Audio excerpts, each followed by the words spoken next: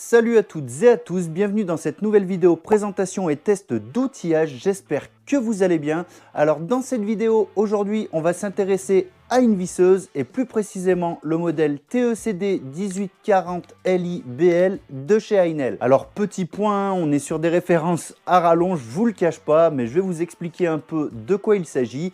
TECD, ça correspond simplement à la gamme d'outillage, 18 pour 18 volts, 40 pour la puissance, LI pour lithium-ion, BL pour moteur brushless tout simplement. Alors avant de passer aux trois étapes caractéristiques de la chaîne, à savoir la découverte de la machine, les caractéristiques techniques et les tests de l'outil, nous allons procéder à un tirage au sort. Si vous débarquez sur cette chaîne de par cette vidéo, sachez que tous les mois Ainel met en jeu en collaboration avec la chaîne une machine présentée en vidéo. La vidéo du mois dernier traitait donc du sujet d'une des défonceuses de chez Ainel. Je vous le mets en lien ici si vous n'avez pas vu la vidéo. Je vais donc procéder à deux tirages au sort. Donc le premier tiré au sort sera le regagnant de la machine. Mais si celui-ci ne se manifeste pas dans les 48 heures, c'est le deuxième tiré au sort qui gagnera le lot. Allez, nous voici sur le PC pour procéder au tirage au sort. Donc je vais aller chercher le lien de la vidéo en question pour le coller sur un générateur de commentaires en ligne.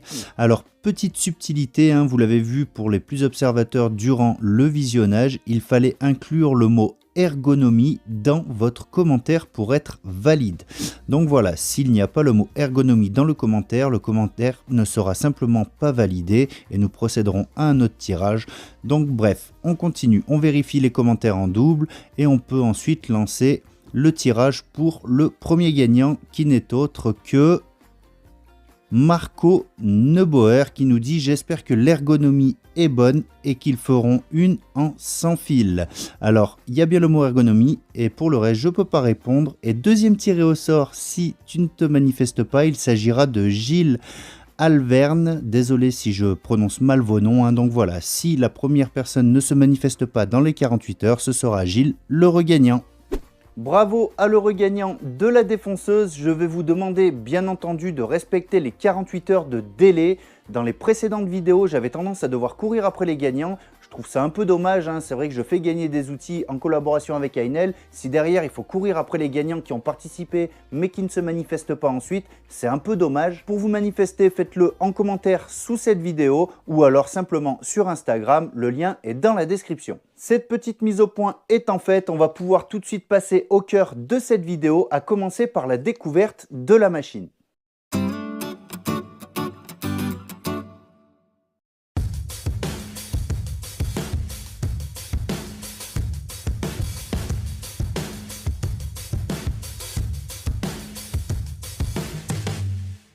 Alors commençons par le commencement, cette machine vous sera livrée dans un emballage carton. Ceci est fait pour limiter les coûts du produit final. Mais sachez qu'Ainel propose depuis quelques temps des boîtes qui peuvent s'empiler les unes aux autres. Elles sont franchement robustes et elles peuvent s'aménager comme on le souhaite avec des compartiments amovibles. J'en possède deux et pour être 100% honnête avec vous, je trouve ce système bien plus pratique. Quand on reçoit généralement des mallettes qui sont prévues pour les machines, on a un moulage pour venir intégrer chaque élément à sa place. Mais hormis ça, on ne peut pas utiliser les boîtes pour tout ce qu'on veut. Revenons-en un peu à la machine. Comme vous pouvez le voir, elle est compacte et légère, mais pour autant, elle est très puissante, ce qui va lui offrir une certaine polyvalence, que ce soit pour de l'agencement ou toute autre fabrication nécessitant de percer du bois ou du métal, ou encore fixer des éléments d'ossature. Elle s'en sort vraiment très bien. Concernant l'aspect général, c'est une machine qui est franchement robuste. Elle possède plusieurs points anti-choc et aussi et surtout son revêtement soft grip. Ça, c'est le revêtement de chez Ainel qui permet vraiment une bonne prise en main. On va avoir la possibilité de choisir entre deux vitesses de rotation. La vitesse numéro 1 va nous assurer le couple maximum tout en réduisant un petit peu la vitesse. Et en position numéro 2, on va avoir là toutes les capacité de rotation de la machine, mais on va perdre un petit peu en couple. Comme sur toutes les visseuses, on va avoir plusieurs positions, donc on aura 20 positions permettant un débrayage progressif lors de vissage et on aura la dernière position qui concerne tout simplement le perçage. On bénéficie aussi d'un variateur électronique qui va nous permettre de gérer la vitesse de rotation en fonction de la pression exercée sur la gâchette de démarrage. On va d'ailleurs avoir une petite LED qui se trouve juste ici qui nous permettra d'éclairer la zone de travail d'une simple pression sans pour autant activer la rotation de la machine. Donc ça, c'est pas toujours le cas. Souvent, quand on appuie, la LED s'allume, mais le mandrin commence à tourner. Donc des fois, c'est pénible pour venir se caler dans une vis. C'était le cas sur leur ancien modèle de visseuse à percussion. C'était assez dérangeant, hein. Donc là, voilà, je souligne quand même cette amélioration. C'est un bon point. Bien sûr, on pourra utiliser cette machine en position vissage, mais aussi en position dévissage. Si on met le sélecteur au milieu, on pourra aussi neutraliser le fonctionnement de la machine. Pour finir, on n'aura pas de position de percussion avec cette machine. On est sur une visseuse à part entière. Voilà pour ce qui est de la découverte de la machine. On va tout de suite passer à la seconde partie, les caractéristiques techniques.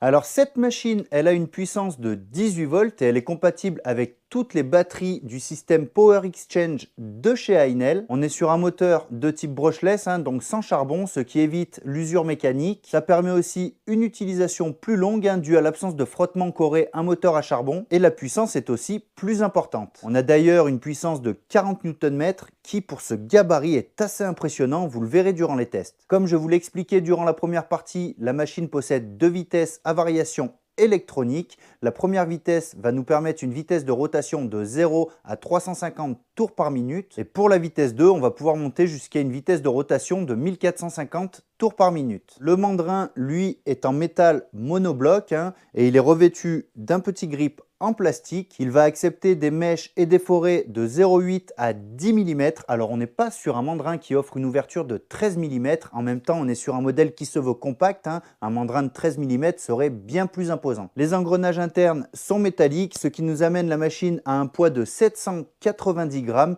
Bien sûr, celui-ci va varier en fonction de la batterie que vous allez placer dessus. Concernant les dimensions, on est sur une longueur de 16 cm, une épaisseur de 6 cm et une hauteur, bien sûr sans batterie, de 19 mm.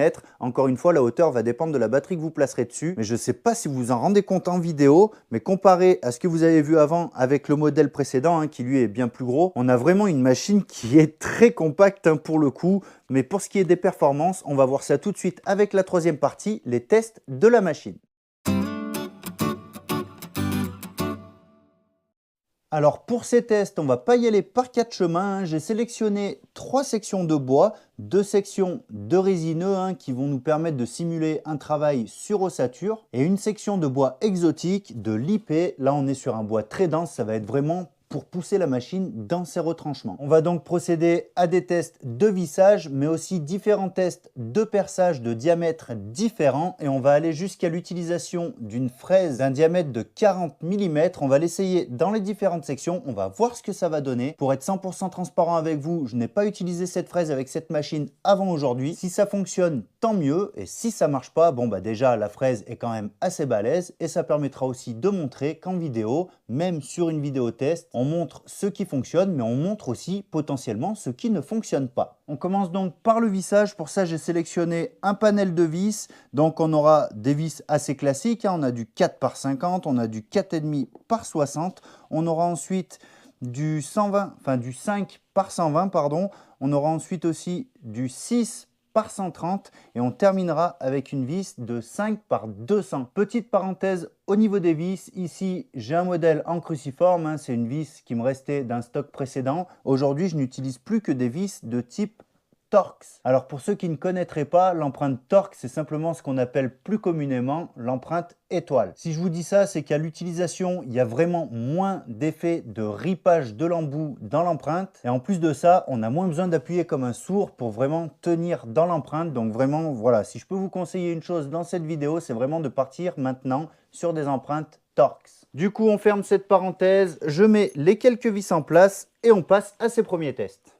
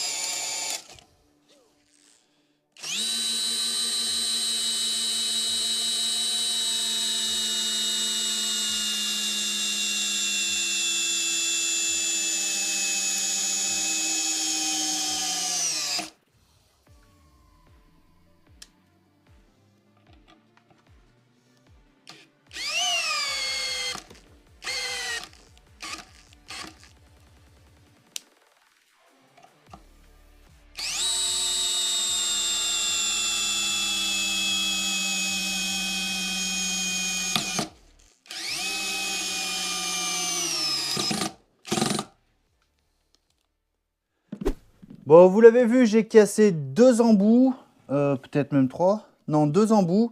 Et les dernières vis, comme je vous le disais, on est sur du cruciforme, mais c'est pas manqué, hein, ça a ripé à plusieurs reprises sur la dernière. Donc voilà, l'intérêt des vis étoiles, c'est celui-là, hein, c'est de moins riper et d'arriver en bout de course sans forcer. Du coup, là, je pense que vous avez bien vu la différence entre les deux vitesses. Et concernant le gabarit, on a clairement une puissance qui est super intéressante. Et là, je vous cache pas que j'ai même traversé le chevron pour aller enfin le bastin même, pour aller me visser dans ma plaque d'établi. Donc bah, je vais enlever tout ça et on va tester dans l'IP. Ah, et petite précision quand même pour ceux qui auraient un doute, hein, mais les embouts, c'est des embouts d'une certaine marque, j'imagine que vous reconnaissez. Donc voilà, c'est pas non plus de la merde. Ça explique pas franchement que ça puisse casser aussi facilement. J'en suis limite à me poser la question s'il vaudrait pas mieux utiliser des embouts qui sont dédiés à une utilisation sur visseuse à percussion avec cette machine-là. Alors pour l'IP, on va faire les mêmes tests. Je ne vais pas aller jusqu'aux grandes vis, hein. Clairement, ça n'ira pas, j'en suis sûr et certain. Mais on va voir un peu comment ça se comporte. Encore une fois, on est sur un des bois les plus denses qu'il existe, hein. Du moins des plus denses qui est sûr que j'ai en ma possession. C'est plus dense que du chêne, enfin voilà, c'est vraiment un bois, c'est du chien. D'ailleurs, il me reste seulement un embout pour cette taille de vis, donc j'espère qu'il ne va pas casser. On fait les tests tout de suite.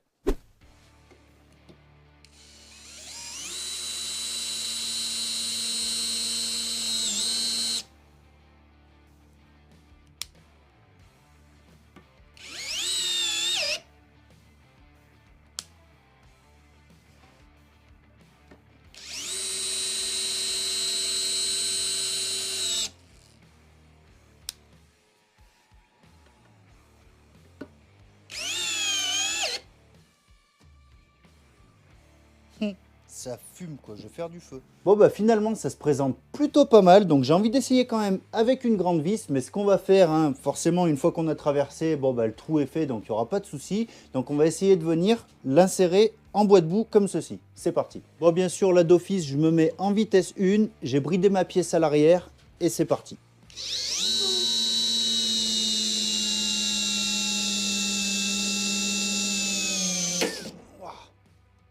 Bon bah voilà, dernier embout dead, mais c'est au moment où je suis arrivé là, je pense que j'ai tapé dans l'autre vis. Bon voilà, adieu mes embouts Torx, hein, c'était le dernier. Franchement, vous l'avez vu, c'est quand même assez impressionnant, hein, encore une fois, pour la taille de cette machine. Pour autant, elle n'a pas chauffé, vous l'avez vu, le bois a même fumé à l'entrée des vis, hein, c'est impressionnant. Bref, je pense que les tests étaient très parlants, donc on va passer tout de suite à la session perçage. Alors, pour ces tests de perçage, on ne va pas y aller par 4 chemins. J'ai sélectionné 2 mèches à bois, une de 6 et une de 8. On va percer directement dans le bois exotique, donc dans l'IP. Et ensuite, on procédera cette fois-ci à un diamètre maximum, donc le diamètre 10 dans du métal. Et là, on est sur un bout de cornière de 3 mm d'épaisseur. On terminera bien entendu, comme je vous l'ai montré en début de vidéo, avec la fraise encastrée de 40 mm. Et pour ça, on reviendra cette fois-ci sur le sapin, mais on fera aussi bien entendu un test dans l'IP. Donc on commence tout de suite avec les mèches à bois. C'est parti.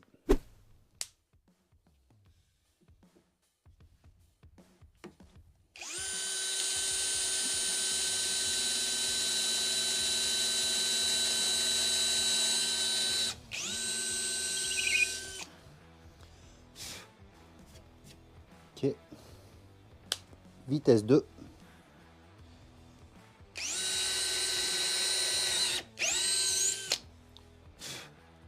Voilà pour la mèche à bois de 6, on passe à la 8. Alors vraiment, il faut vraiment se rendre compte que là, on est vraiment sur un bois super dense, hein. C'est de la brique. Allez, on y va. Vitesse 1.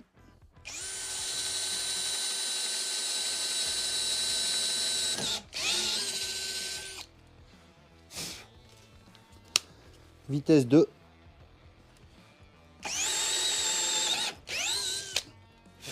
Je vais quand même vous faire un petit comparatif pour qu'on se rende bien compte avec du sapin. Donc là, je laisse la mèche de 8, hein, c'est vraiment pour voir la différence. Allez, c'est parti, en sachant que bien sûr, on a plus d'épaisseur ici, hein.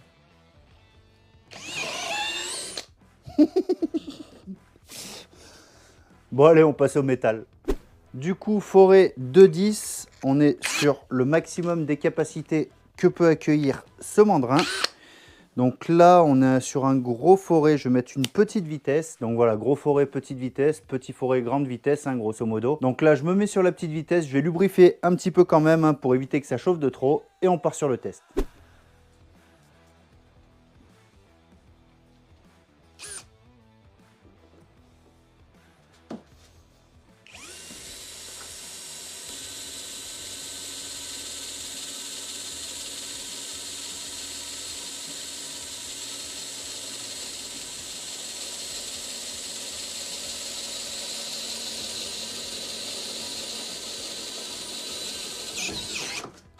Wow.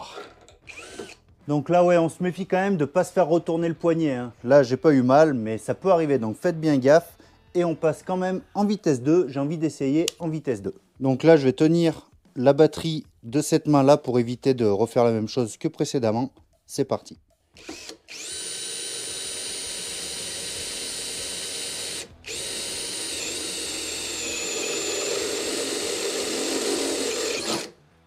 Pouah. Donc vous l'avez vu, hein, pas de triche possible, la machine elle a vraiment le feu. Alors bien sûr, le tout est aussi d'utiliser en parallèle des accessoires de qualité. Si vous mettez des mèches Parkside, ben, c'est pas sûr que c'est le même résultat, hein. Bref, en ce qui nous concerne, on va continuer avec les tests. Donc pour ça, ben, on va équiper la machine de la fraise encastrée de 40 mm.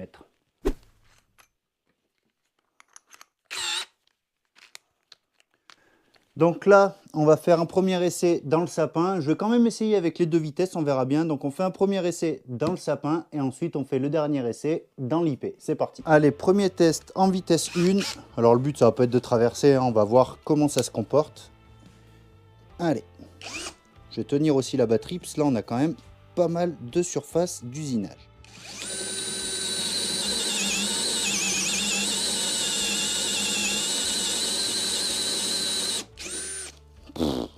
Ça rentre comme dans du beurre. Allez, on teste en vitesse 2. Ouais.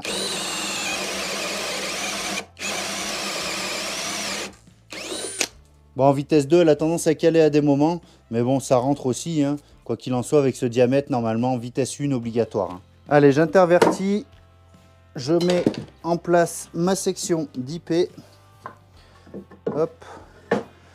Je bride bien mes pièces, hein, parce que là, sinon, c'est un coup à prendre le bout en retour dans la hanche. Voilà. On se remet en vitesse 1.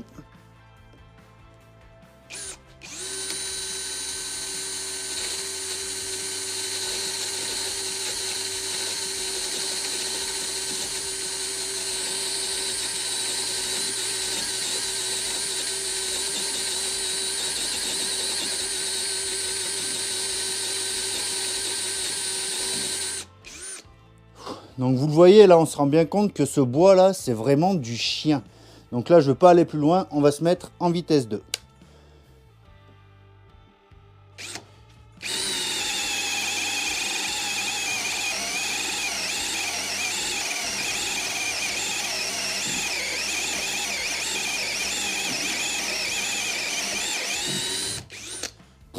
Alors là ça n'a rien à y comprendre, autant dans le sapin ça cale. Je pense parce que j'ai une vitesse de pénétration qui est plus rapide, plus intense.